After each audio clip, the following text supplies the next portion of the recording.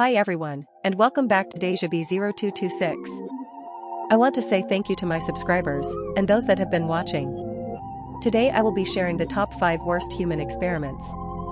And like always, I will try to post new content 1 to 2 times a week. So, if you're a fan of creepy, scary, and history stories, I believe I have it here. With all that said, sit back, relax, and stay away from those dark corners. Thank you. Warning: this content may be disturbing to some viewers. Viewers' discretion is advised. Number 5. The Human Vivisections of Herophilus. Herophilus, born around 335 BC in Chalcedon, Bithynia, was an Alexandrian physician who is often referred to as the father of anatomy. He was one of the earliest performers of public dissections on human cadavers. This was during a brief period in Greek medical history when the ban on human dissection was lifted. Herophilus made significant contributions to various fields of medicine. He studied the ventricles of the brain, traced the sinuses of the dura mater, classified nerve trunks, and gave detailed accounts of the eye, liver, salivary glands, pancreas, and genital organs of both sexes. He was also the first to measure the pulse using a water clock. However, the methods Herophilus used for his research have been a subject of controversy. The early Christian author Tertullian stated that Herophilus vivisected at least 600 live prisoners. This account has been disputed by many historians. It's important to note that the ethical standards and regulations that guide modern medical research were not in place during Herophilus's time. Despite the controversy, Herophilus's work laid the foundation for future medical research, and his findings were quoted extensively by later physicians like Galen. His emphasis on empirical evidence and the experimental method in medicine was groundbreaking for his time. Number 4. Stateville Penitentiary Malaria Study. The Stateville Penitentiary Malaria Study, conducted in the 1940s, is a significant and ethically controversial event in the history of medical research. During World War II, there was an urgent need for the development of new malaria treatments due to high rates of malaria infection among U.S. soldiers deployed to areas of the Pacific. The conventional treatment for malaria, quinine, was largely unavailable throughout the war. This led to the decision to conduct malaria research on a large scale, with a particular focus on human subjects. The Stateville Penitentiary in Illinois was chosen as the research center. The prison environment allowed for controlled scientific experimentation on human subjects. The participants of the studies were exclusively white men, of similar age and health, which was the primary demographic of Stateville Penitentiary. Inmates were infected with malaria for the purpose of testing the safety and efficacy of novel anti-malaria drugs.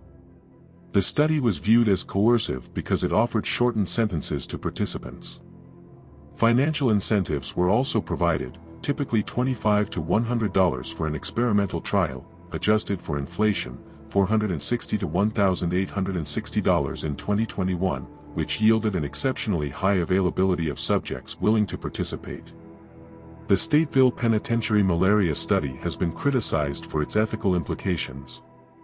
The experiments were conducted on prisoners, who may not have been able to give fully informed consent due to their circumstances.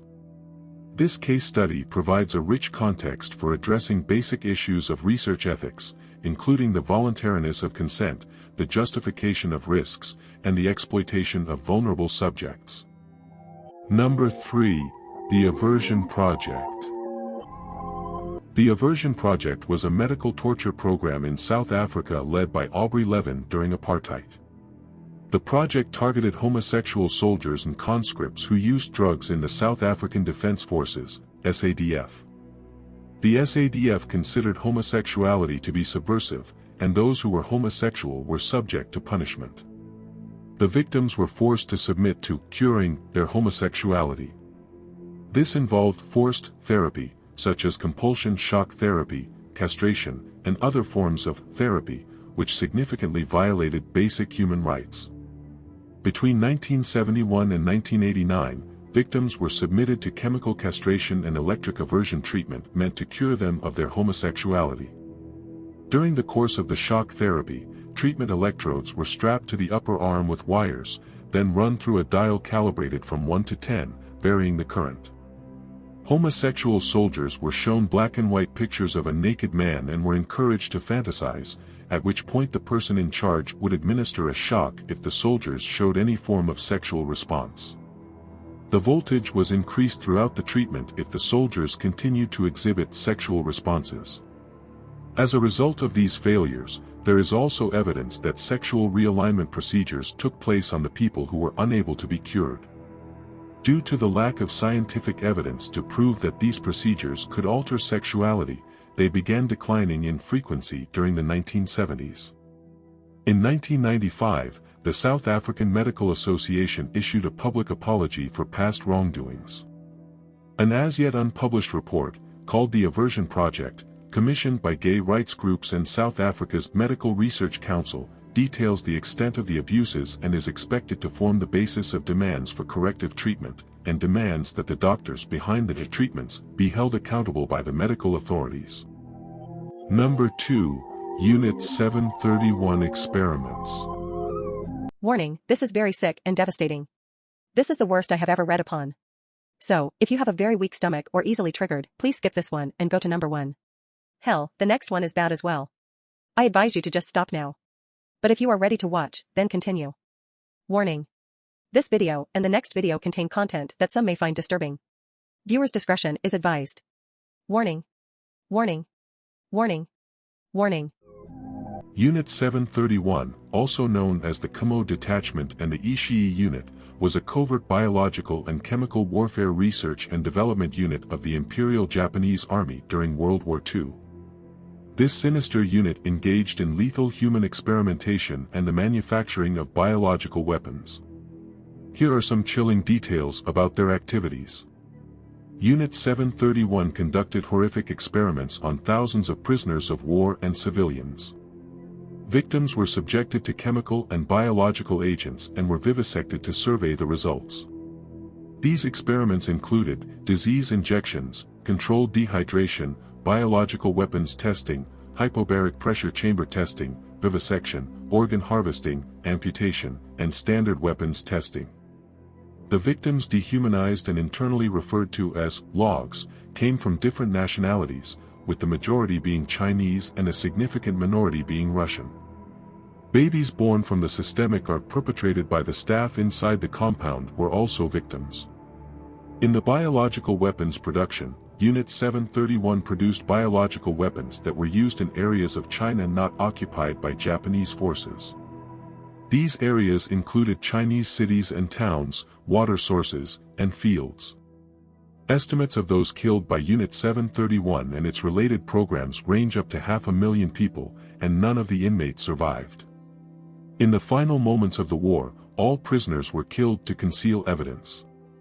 Originally set up by the military police of the Empire of Japan, Unit 731 was taken over and commanded until the end of the war by General Shiro Ishii, a combat medic officer.